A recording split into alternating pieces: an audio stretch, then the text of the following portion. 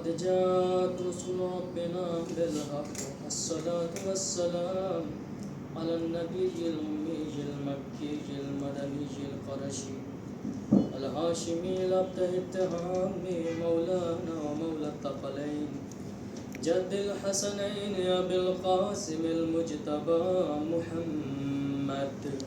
اللهم صل على محمد وآل محمد. آل الطيبين الطاهرين الأطهرين الأكرمين. أما بعد فقد قال تبارك وتعالى في كتابه الكريم وهو أصدق الصادقين وهو قوله الحق. بسم الله الرحمن الرحيم. الذين ينفقون في السراء والضراء والكاظمين الغيظ والعافين عن الناس والله يحب المحسنين. صلوات محمد وعلى محمد. اللهم صل على محمد وعلى محمد. فرج. حضرات سے گزارش ہے کہ ایک مرتبہ سورہ حمد اور 3 مرتبہ سورہ اخلاص کی تلاوت فرما کر میری بڑی بہن سائرہ بانو بنت جعفر رضا اور جتنے بھی یہاں پر شریک بیٹھے ہوئے ہیں، جتنے بھی شرکاء ہیں یہاں پر سامعین اور ان کے مرحومین کی طرف سے سورہ فاتحہ اور 3 مرتبہ سورہ توحید کے ساتھ محمد وآل محمد. اللهم صل على محمد وآل محمد. شکر ہے اس پروردگار کا کہ جس نے ایک مرتبہ پھر لب کشائی کا موقع دیا اور ٹوٹے پھوٹے الفاظ لے کر میں حاضر ہوا. بسم اللہ. خطابت ایک بڑی ہی مشکل چیز ہے کہ جس میں ہر لفظ کو جامع ادب پہنانا پڑتا ہے، کیونکہ یہ تمرینی مجلس ہے اور تمرینی خطابت ہوتی ہے، تو اس میں ہر لفظ کو سامع بسم اللہ بسم اللہ بھی ہیں، بلکہ سامع نہیں ہے مستمع ہے، اس لیے کہ سامع وہ ہوتے ہیں کہ جہاں پر کچھ باتیں سنی جائیں اور کچھ چیزیں کانوں سے عبور کر جائیں، لیکن مستمع وہاں پر ہوتے ہیں کہ جن کی ساری توجہات فکر کے ساتھ خطیب کی طرف ہوتی ہیں. ماشاء اللہ. بسم اللہ. کرنا پڑتا ہے اس لیے کہ یہ بہت ہی مشکل چیز ہے اور اس میں اس سے پہلے جو ہے پیچھے بڑی محنت کی ضرورت پڑتی ہے. آپ کو ایک لطیفے کے طور پر ایک واقعہ بیان کروں کہ ایک شخص تھا کہ جو کسانی کیا کرتا تھا اور اپنے کھیتوں میں اسی طریقے سے بیگن ہے اور کدو ہے اور اس طرح آلو وغیرہ سبزیاں جو ہوتی تھیں اس کے سامنے ان کو سامعین سمجھ کے وہ خطابت کرتا تھا. اور ایک مرتبہ کانفیڈینس لیول اس کا ہائی ہوا اور وہ سوچ رہا تھا کہ جب میں یہاں پڑھ سکتا ہوں تو ممبر پر بھی پڑھ سکتا ہوں. لہذا وہ ممبر پر چڑھا اور ممبر پر گیا خطابت کے لیے. وہ صلوات کے بعد کچھ آ ہی نہیں رہا تھا اور 5-10 منٹ بیٹھا اور کہنے لگا کہ جو ہے آلو آلو ہوتا ہے، آدمی آدمی ہوتے ہیں. لہٰذا اس کے پیچھے کافی محنت کی ضرورت پڑتی ہے اور صحیح ہے کہ لیس للانسان الا ما سعى. انسان جتنی کوشش کرے گا اس کے لیے اتنا ہے. خیر، میں نے سورہ آل عمران کی آیت نمبر 134 کی تلاوت کا شرف حاصل کیا ہے کہ جس میں پروردگار عالم حکم دے رہا ہے ما سبق مومنین کی صفت بیان کرنے کے بعد کہ جو ہے وہ لوگ جو چاہے ان کے پاس آسودگی ہو یا آسودگی نہ ہو، دونوں چیزوں میں وہ کیا کرتے ہیں، خدا کی راہ میں انفاق مال کرتے ہیں. اور وہ افراد کہ جو والکاظمین الغیظ والعافین عن الناس، وہ لوگ جو غصے کو پی جاتے ہیں اور لوگوں کو معاف کر دیتے ہیں، اور اللہ احسان کرنے والوں کو دوست رکھتا ہے، پسند کرتا ہے. ہمارے درمیان 2 لفظ ہیں، ایک لفظ قزم ہے اور دوسرا اسی کے مقابلے میں لفظ صبر ہے. دونوں کے درمیان فرق یہ ہے کہ ہر مصیبت میں مصیبت شتہ ہوں، مختلف مصائب ہوں، ان مصیبتوں پر اگر کوئی جو ہے برداشت کر لیتا ہے تو اسے صبر کہا جاتا ہے. لیکن کبھی ذاتی کوئی چیز کسی پر پڑتی ہے، کوئی آ کر گالیاں دینے لگا، ایسے ماحول میں بھی کنٹرول اور اختیار رکھتے ہوئے بھی اگر کوئی شخص معاف کرنے کی صلاحیت اور قدرت رکھتا ہو تو اسے کاظم کہا جاتا ہے.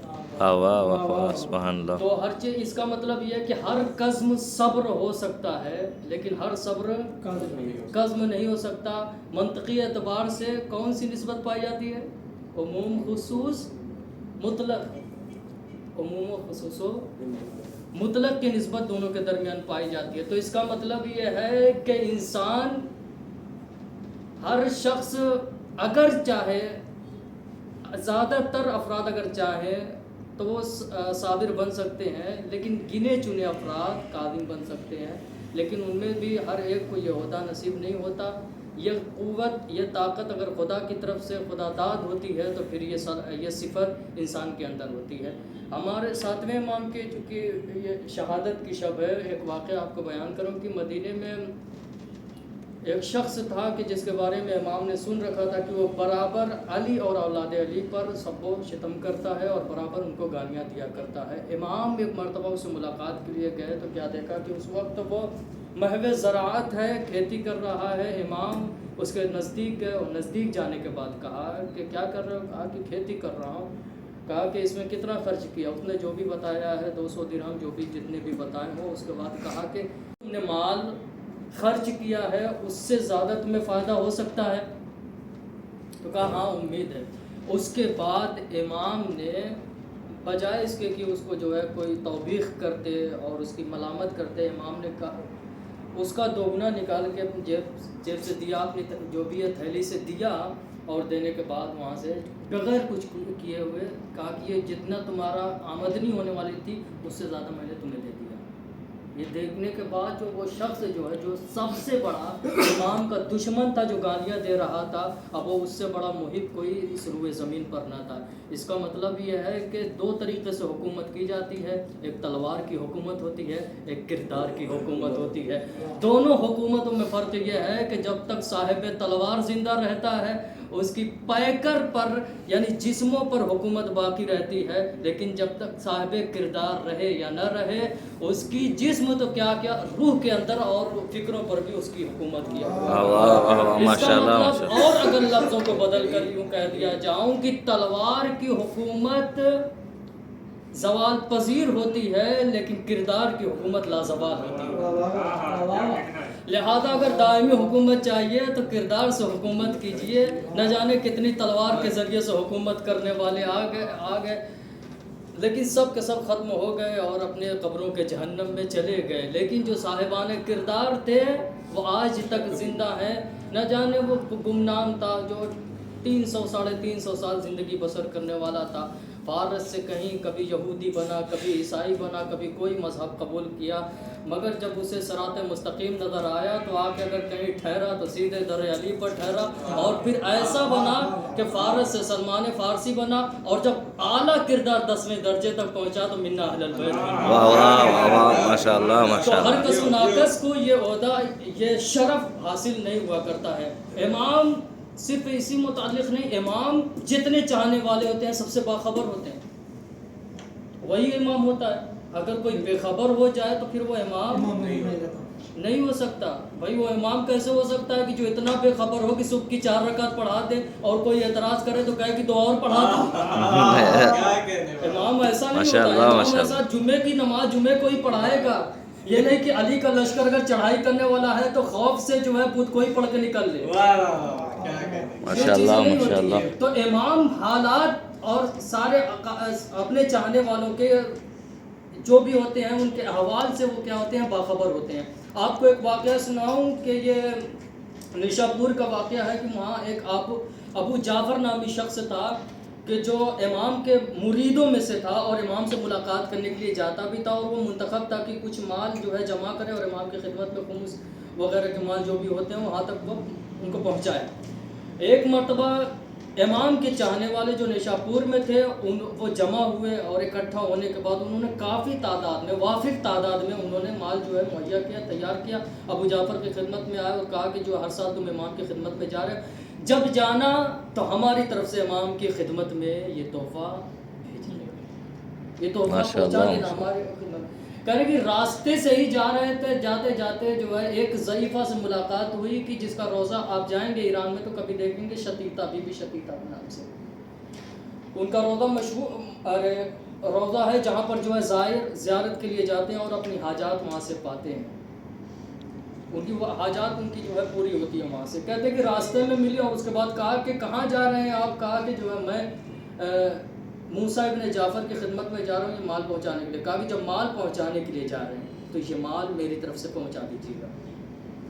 جب دیکھا اس نے تو دیکھا تھیلی جیسے دیکھی تو چند درہم اس میں پڑے ہوئے تھے، چند مال کا اتنا سامان، کہیں ایسا ہی نہ ہو کہ اس کے چکر میں، اس صحیفہ کے، بلکہ کہیے کہ اگر اس کی لہجے میں کہہ دیا جائے کہ اس بڑھیا کے چکر میں کہیں نہ میری جو ہے کیا ہے بے عزتی نہ ہو جائے، میری تحقیر نہ ہو جائے، لہذا اس نے دل میں سوچا کہ میں اپنی طرف سے اس میں ملا کے امام کی خدمت میں پیش کر دوں گا۔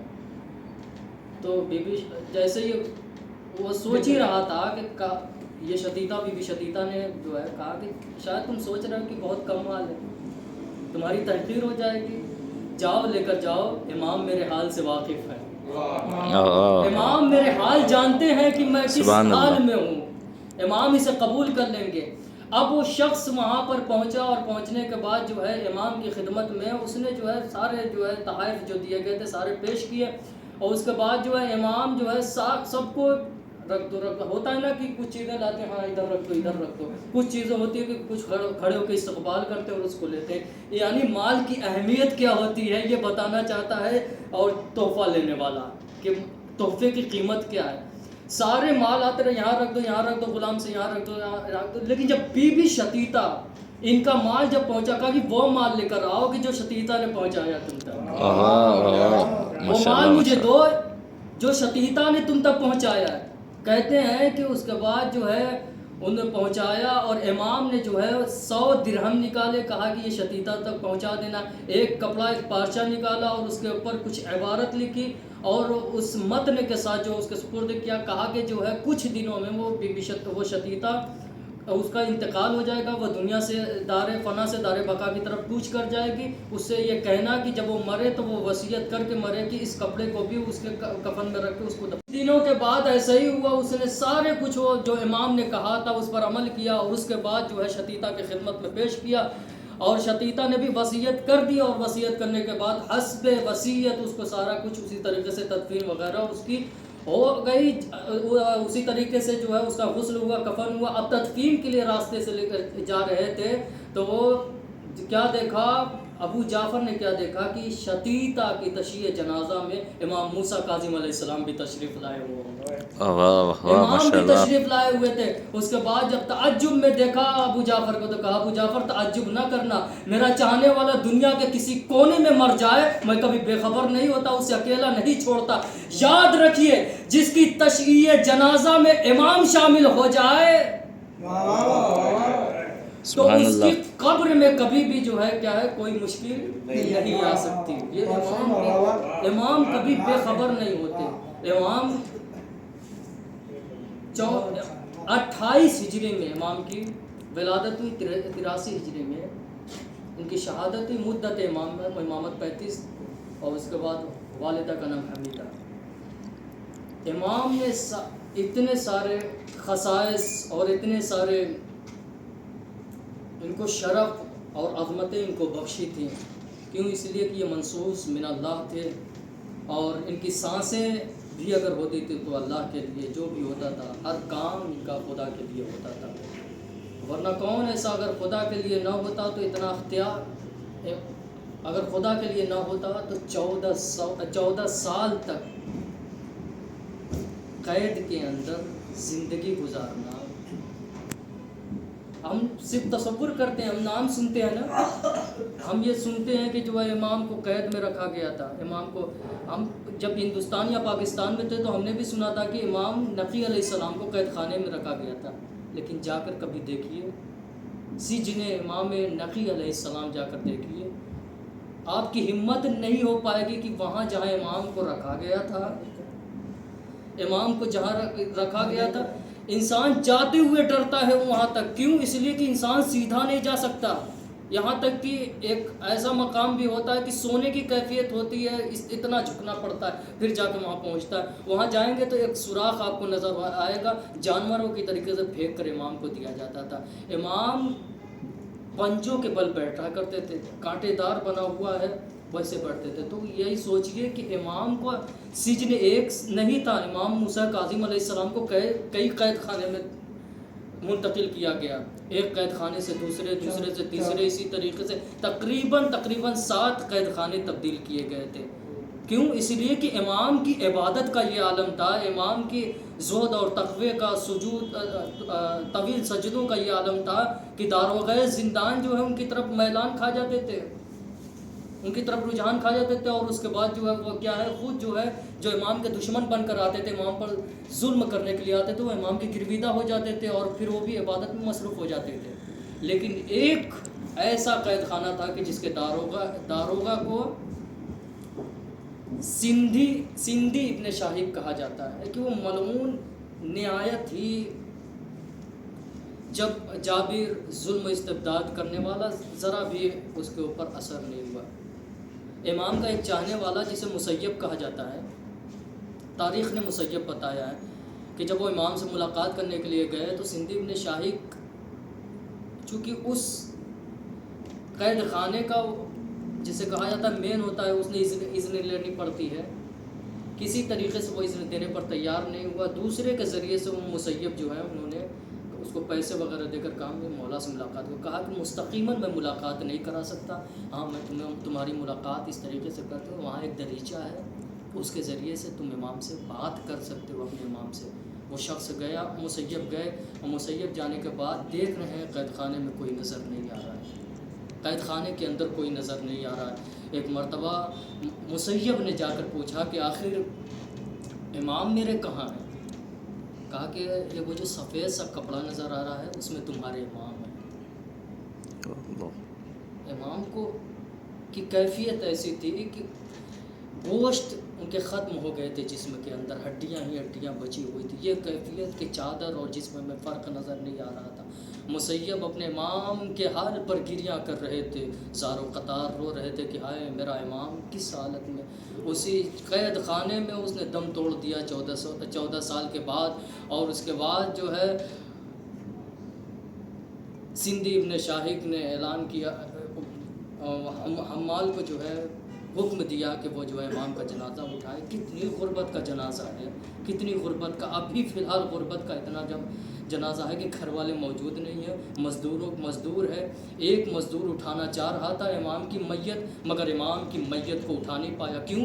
اس لیے کہ امام بعد شہادت بھی زنجیروں میں جکڑے ہوئے تھے، اور ان کے گردن میں طوق تھا، پیروں میں بیڑیاں تھیں، ہاتھوں میں ہتھکڑیاں تھیں۔ اس عالم میں امام نہ جانے، مجھے نہیں پتا کہ ان ہتھکڑیوں کا، اس طوق کا اور ان زنجیروں کا وزن کتنا تھا، مگر ہاں اس سے کیفیت کی کتنا زیادہ وزنی رہا ہوگا کہ ایک امام کی جو چادر کے مثل نظر آ رہا تھا، ایک مزدور اس کو اٹھا نہیں پا رہا تھا، 4 مزدوروں نے کاندھا دیا، اور اس کے بعد بغداد کے پل پر جنازہ رکھ دیا گیا، اور اس کے بعد جو ہے سندھی ابن شاہق تیز آواز میں، بلند آواز میں کہہ رہا تھا، آؤ یہ دیکھ لو، یہ رافضیوں کے امام کا جنازہ ہے، یہ رافضیوں کے امام کا جنازہ ہے۔ عزاداروں، ایک شخص تھا جسے سلیمان کہا جاتا ہے، سلیمان آگے بڑھے اور اس کے بعد جو ہے ان کے تدفین کا انہوں نے اہتمام کیا۔ اس کے بعد کئی ہزار لوگ، تاریخ میں بتاتے ہیں کم سے کم 2000 لوگوں کی تعداد بتائی جاتی ہے، یہاں تک کہ جو ہے امام کے جنازے کے اوپر خوشبو کے لیے تقریباً 2000 درہم خرچ کیے گئے تھے۔ امام یقیناً آپ کو غریب بغداد کہا جاتا ہے، مگر ایک اور ہے آپ کے جد جنہیں غریب کربلا کہا جاتا ہے۔ 12 محرم کی وہ تاریخ تھی جب باعجاز امامت امام سجاد علیہ السلام آئے، اور اس کے بعد کیا دیکھا کہ باپ کا لاشا پڑا ہوا ہے۔ کربلا کی زمین ایسی ہے کہ اگر اس پہ دانے رکھ دیے جاتے تو بھون جاتے، ایسی زمین پر امام کا لاشا پڑا ہوا تھا۔ 3 دن تک کوئی ایسا نہ تھا کہ جو امام کے جنازے کو اٹھاتا۔ اس کے بعد جو ہے گنج شہیدہ میں امام نے لا کر جو ہے دفن کر دیا۔ لیکن ایک اور لاشا تھا جو اتنی مظلوم، اتنا ظلم اس کے ساتھ کیا گیا تھا کہ اب تک جس کا جنازہ اٹھاتے تھے، کسی کو ایک حصے میں اٹھایا، کسی کو 2 حصوں میں اٹھایا۔ جب فرات کا رخ کیا اور جانے لگے کہ میرے چچا جان کہاں ہے، تو کہیں سے ایک بازو کو اٹھا رہے تھے، کہیں دوسرے بازو کو اٹھا رہے تھے۔ ارے نہ جانے کتنے ٹکڑوں میں بانٹا گیا تھا کہ ایک چٹائی میں یا ایک چٹائی میں تقریباً رکھ کے امام کو جو ہے کیا ہے دفنایا گیا تھا۔ اسی لیے تو جب وہ چہلم پہ جس وقت یہ رہا ہو کر آئے اور اس کے بعد کہا کہ میں اپنے بھائی سے ملاقات کرنا چاہتی ہوں. جناب زینب کو لے کر جب سید سجاد پہنچے اور کہا کہ آپ جو ہے زیارت کریں. کہا کہ اے سجاد، اے میرے بھتیجے سجاد، میں نے اصغر کی قبر نہیں پوچھی ہے، عباس کی قبر پوچھی ہے. یہ سننا تھا کہ امام کا دل تڑپ گیا. کہا کہ اے پھوپھی اماں، یہ چچا کا لاشا ہے، یہ چچا عباس کا لاشا ہے. جیسے ہی یہ جملہ کہا کہ آخر میرے عباس کے ساتھ کیا گزری. کہا کہ جب فرات پر اس کے شان قلم ہو گئے اور وہ زین سے زمین پر آیا تو اس وقت جو ہے شمر ملعون نے یہ آواز دی تھی،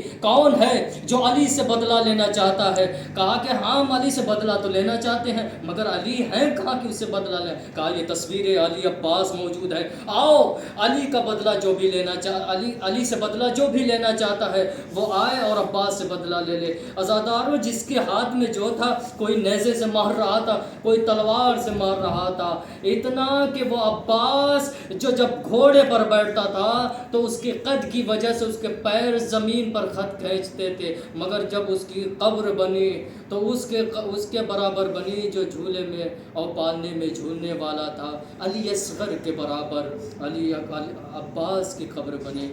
انا للہ و انا الیہ راجعون. رضا بقضائہ و تسلیما لامرہ وسیعلم الذین ظلموا ای منقلب ینقلبون. باری الہ ہماری اس مختصر سی عبادت کو قبول فرما. ہم نے جتنے گناہان کبیرہ و صغیرہ کے سب کو معاف فرما. پروردگار، ہمیں معلوم ہے کہ تو غفور الرحیم ہے، لیکن تو قہار و جبار بھی ہے. تیرا قہر جس پہ پڑ گیا وہ برباد ہو گیا. پروردگار، ہم پر اپنی رحمتوں کا نزول فرما. ہر طریقے کی بلا چاہے سماوی ہو یا عارضی، ہر طریقے کی بلا سے محفوظ فرما. پروردگار، جو اس وقت جو ہے کسی مصیبت میں گرفتار ہے، مصیبتوں کا خاتمہ فرما. اگر کوئی شخصی طور پر یا کوئی ان کے رشتہ داروں میں کوئی بھی مریض بیمار کربلا امام سجاد علیہ السلام کے صدقے میں صحت کاملہ عنایت فرما. اگر کوئی آسودہ حال نہیں ہے اس وقت جو ہے، اور توصیف بھائی کی امی کے لیے بھی آپ سے پروردگار التجا ہے کہ ان کو بھی صحت کاملہ عنایت فرما. جو رزق کی تنگی کا شکار ہو گئے، پروردگار ان کو غیب سے رزق عطا فرما. پروردگار، اس بی بی کا روضہ کی جو اتنی مظلوم آتی کہ جس کی زندگی میں اس کی پسلیاں توڑ دی گئیں اور اس کی شہادت کے بعد اس کی قبر شکستہ ہے، اس طریقے سے کہ دن میں دھوپ ہوتی ہے، کوئی سائبہ نہیں ہوتا، اور رات میں اندھیرا ہوتا ہے، کوئی چراغاں کرنے والا نہیں ہوتا. یعنی میری دعا یہ ہے کہ پروردگار جنت البقیع میں عالی شان روضہ تعمیر فرما. میں خون حسین امام زمانہ کے ظہور میں تعجیل فرما. ہم سب کو ان کے انصار و اعوان میں شمار فرما. ربنا تقبل منا انک انت السمیع